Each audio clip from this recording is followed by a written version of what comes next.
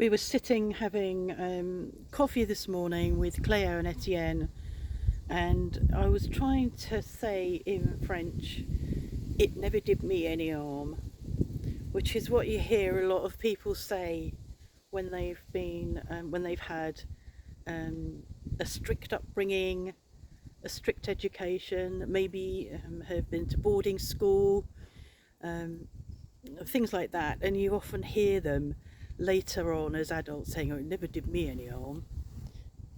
I didn't really work out how to say it in French, but I think we got the message across. And it made me think of the truth and how we grow up. I think, we grow up in our family believing our way is the way, that our way is the truth. And if we're not exposed to other families, if we're not exposed to other ways of living, then we continue to believe that our way is the way. Um, and I sort of was very late discovering that my beliefs and my truths were not set in stone. I had quite a grandiose mother, so if someone is giving you the truth from that grandiose position, you're going to believe it. And I, in turn, became grandiose and thought, yes, this is the way, this is the right way, I know best. And I was quite late in discovering that actually that ain't the truth. I obviously had experienced other people and how they lived. The job when I worked for the Pru, I called on other people's houses, was quite shocked on how other people lived. But it wasn't, it was more of an appearance or based, yeah, so it was more about how they lived, what it looked like, what their level of clean, tidy, whatever was. It wasn't about an intellectual truth. And it wasn't until I started my nurse training when I was 30, 35, 38, I can't actually remember now. 20, must be 22, 23 years ago-ish.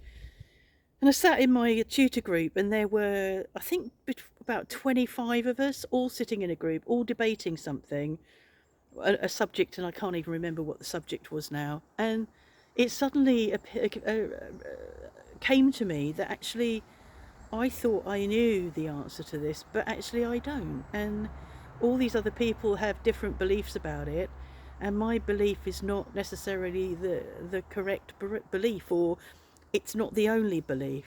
There's so many variables in any subject. And we were talking about that this morning, and then it's been mulling over in my head, as often it does when I'm gonna I suddenly think, oh, hold on, I'm going to do a vlog about this. But I've seen something recently that I found very worrying. I can't be explicit about it because the person that I have seen that I find very worrying is somebody that's been angry with me in the past on my vlog. But I've seen something very worrying, and I see that this person, yes, I know you're there. I know. But I try to pick you up and then you run away. This person's very ill and it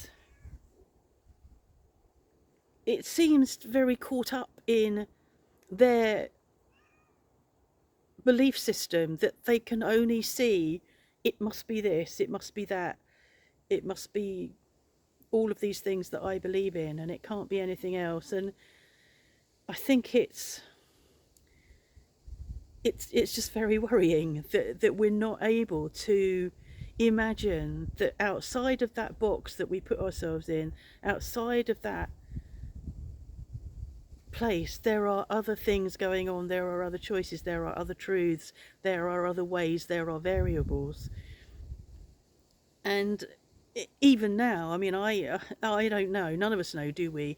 Am I living a life where I am taking into account the variables, the other variables, or am I still living the life that I believe is true and that my way is the right way? I think nowadays I'm humble enough to recognise that my way isn't necessarily the right way, but I live the way that I live because it's my preferred way.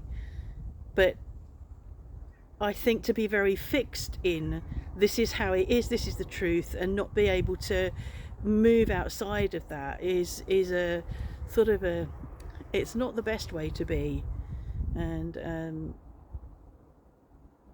yeah, I think that's what I wanted to say. I think there may have been more. That's the problem. I was trying to have a siesta, and in my head I'm going, and I start, thinking about how this vlog, and because it's spontaneous, because I don't write it down, I then may have lost something that I thought about whilst I was thinking about it. Lost something that I thought about whilst I was thinking about it, but you know what I mean.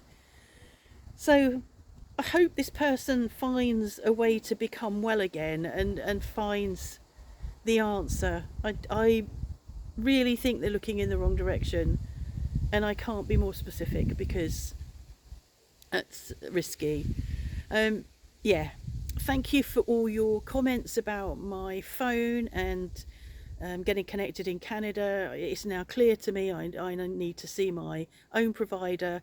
I need to buy a SIM card when I'm in Canada. I've looked up and I see that Rogers Wireless is probably the best way.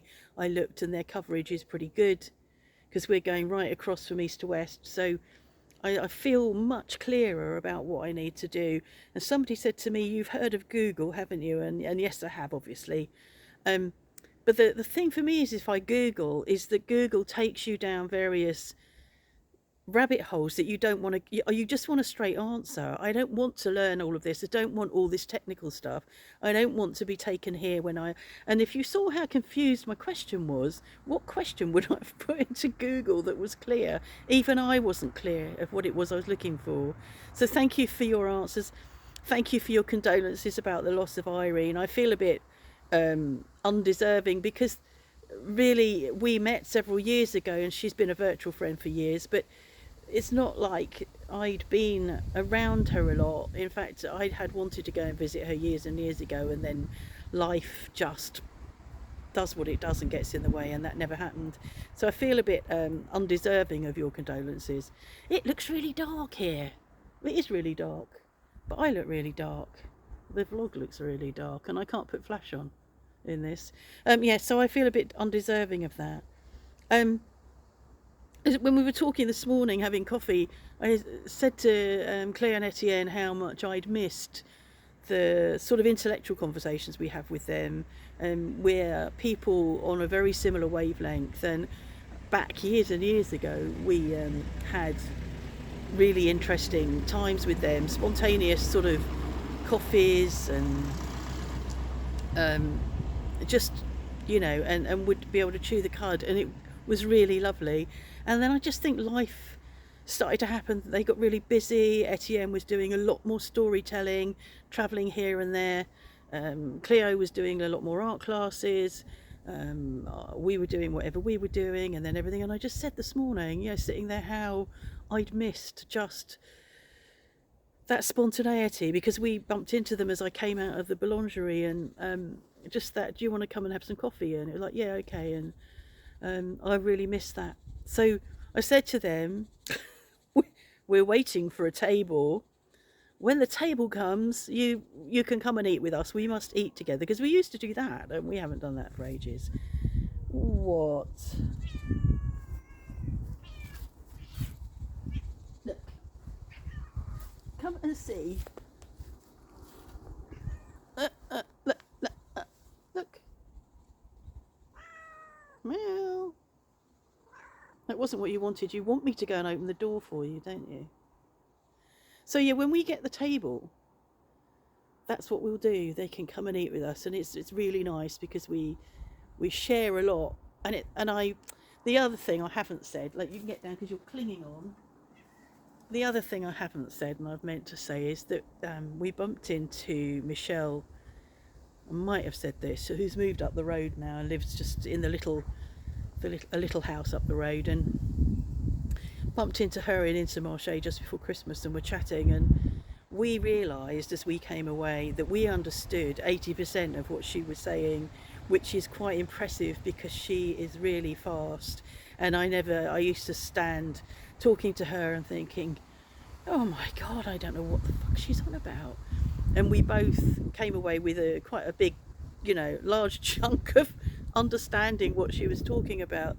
So it was a nice way to be able to acknowledge, especially for me, because my French has never been as good as Mark's, my improvement in French. And this morning with Claire and Etienne, it was the same. I felt, they were talking about stuff in French, and, a couple of times Cleo said, do you want me to speak slowly? I went, no, it's fine. Do you want me to speak in English? No, not really. But every so often I have to thump on the table and stop them, and I go, okay, attends, because I want to say something, and I can't say what I want to say without their attention, because trying to get into the flow of the conversation is really difficult. So, yeah, that's quite difficult, but otherwise understanding what's going on is really good. So this afternoon, our neighbour Manuel messaged me yesterday saying that he had a gift for us that he wanted to bring, and could he come this afternoon at tea time to bring it. And I said yes, and I've been out this morning and bought a galette de roi, and we'll sit around an outdoor table Mark's brought in. We'll sit around the table and share a galette de roi and a cup of tea. Yeah, I keep looking over there thinking, oh my God, it's so black. It's really dark over there. I don't know whether it's going to rain. So that's what's on the agenda. I think I covered everything. What's your truth? Have you checked out other truths? Yeah, it's not deep, but it reminded me of that not my way isn't necessarily the best way. And your way may not have been the best way, and there may be other ways, and it's worth investigating them.